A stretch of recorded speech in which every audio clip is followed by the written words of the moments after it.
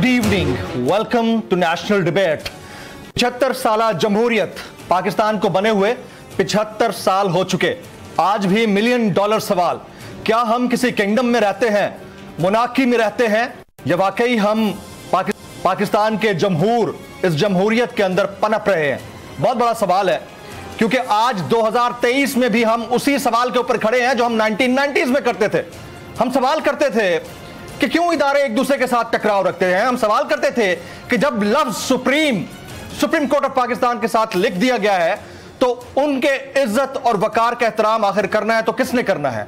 अगर उन्हीं के इज्जत और वकार का मामला था तो 9-10 अप्रैल 2022 की रात जो कुछ हुआ उस वक्त तो आप कह रहे थे कि इज्जत और वकार की बात है। आज आपका इज्जत और वकार किसी और तरफ शिफ्ट होता दिखाई देता है। स्टेट बैंक ऑफ पाकिस्तान कहता है कि मेरे पास पैसे हैं, हम मख्तस कर सकते हैं, लेकिन पार्लियामान आड़े आ जाता है और पार्लियामान कहता है कि हम पैसे नहीं जारी कर सकते। इस तमाम तर धमा चौकड़ी का आखिर हल क्या है? क्या हम वाकईतन आइन को सुप्रीम मानते हैं, या हमने दावे कर रखे हैं, अपैरेंट लोगों को बता रखा है और असल में मामला कुछ और है?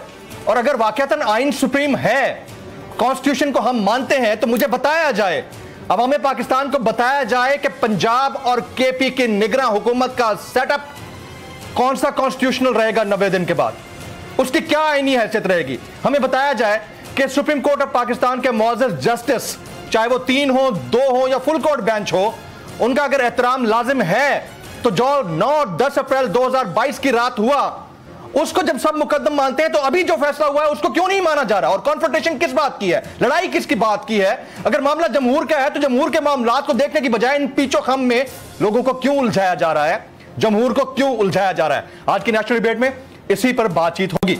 एजेंडा ऑन द बात करने से पहले हम बात करेंगे ट्रेंडिंग टुनाइट की। आज का हमारा हैशटैग है कॉन्स्टिट्यूशनल क्राइसिस। मुझे जमील फारूकी कहते हैं। आप मेरा प्रोग्राम नेशनल डिबेट बोल न्यूज पर मुलाजा करते हैं।